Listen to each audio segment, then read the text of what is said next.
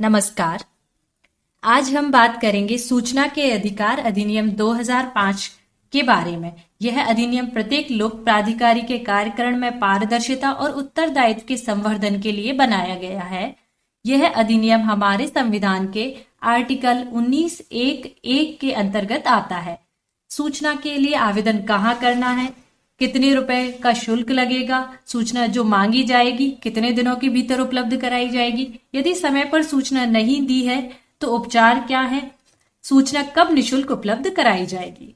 अधिनियम की धारा 6 में बताया गया है सूचना के लिए आवेदन कहाँ करना है, कैसे करना है। सूचना के लिए आवेदन सूचना अधिकारी के समक्ष सहायक लोक सूचना अधिकारी या लोक सूचना अधिकारी, यह राज्य सरकार और केंद्र सरकार के अलग अलग विभागों के लिए अलग अलग अधिकारियों को किया जाता है। यदि राज्य सरकार से संबंधित है तो राज्य सरकार के अधिकारियों को, यदि केंद्र से संबंधित है तो केंद्र सरकार के अधिकारियों को आप आवेदन कर सकते हैं। आवेदन लिखित में या इलेक्ट्रॉनिक माध्यम से कर सकते हैं। आवेदन का प्रारूप उस विभाग की वेबसाइट पर जाकर डाउनलोड कर सकते हैं या ऑनलाइन फॉर्म भरकर जमा कर सकते हैं। आवेदन हिंदी, इंग्लिश या किसी भी राजभाषा में किया जा सकता है। यदि आप हस्तलिखित आवेदन करना चाहते हैं तो वह भी कर सकते हैं। कोई निश्चित प्रारूप होना आवश्यक नहीं है। आप मौखिक रूप से भी आवेदन कर सकते हैं।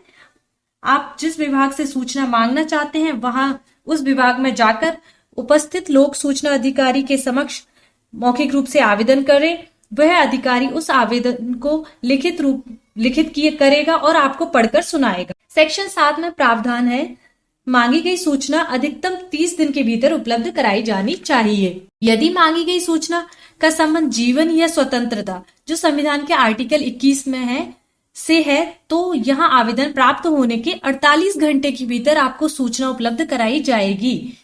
यदि मांगी गई सूचना मानव अधिकारों के अतिक्रमण से संबंधित है तो सूचना 45 दिन के भीतर दी जाएगी। धारा 6 में बताया है आवेदन के साथ निर्धारित शुल्क दिया जाएगा। यदि यह शुल्क अधिकतम 10 रुपए होगा। यदि कोई CD, पेन ड्राइव में या फोटोकॉपी प्रिंट आउट में सूचना चाहता है तो अतिरिक्त शुल्क देय होगा। सुप्रीम कोर्ट ने एक केस में बताया सेक्शन 7 में जो अतिरिक्त शुल्क लिया जाएगा वह 50 रुपए से अधिक नहीं होगा। और हमें याद रखना है शुल्क देय होने के दिनांक से ही 30 दिनों की गणना की जाएगी। सूचना कब निशुल्क दी जाएगी? पहला, जब सूचना मांगने वाला व्यक्ति गरीबी रेखा से नीचे है। दूसरा, जिस व्यक्ति ने सूचना मांगी है समय पर सूचना उपलब्ध नहीं कराई जाती, भ्रामक सूचना दी जाती है, जानबूझकर त्रुटिपूर्ण सूचना देता है, गलत सूचना दी जाती है, तब सूचना निशुल्क दी जाएगी। यदि कोई सूचना अधिकारी सूचना देने में असमर्थ है तो इस कानून या अधिनियम में बताया गया है कि उसे अपनी असमर्थता के बारे में उस व्यक्ति को सूचित करेगा। साथ ही उसे बताएगा कि यदि वह सूचना देने में असमर्थ है तो उसकी अपील कहाँ की जाएगी, कितने समय के भीतर की जाएगी, संपूर्ण जानकारी देगा।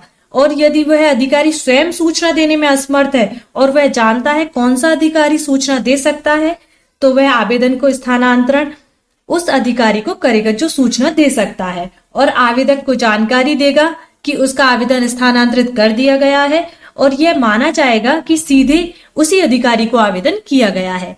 धन्यवाद।